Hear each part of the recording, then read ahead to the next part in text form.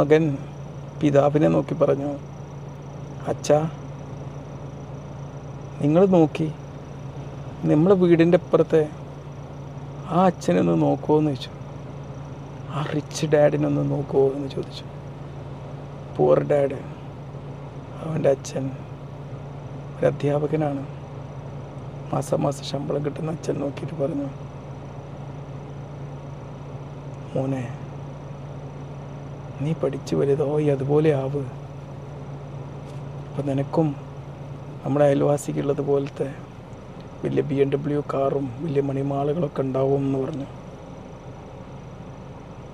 അങ്ങനെ കാലങ്ങൾ കടന്നുപോയി. തൊട്ടടുത്ത വീട്ടിലതാ ഒരുപാട് പോലീസും ബാങ്കുകാരൊക്കെ വന്ന് നിൽക്കുന്നു.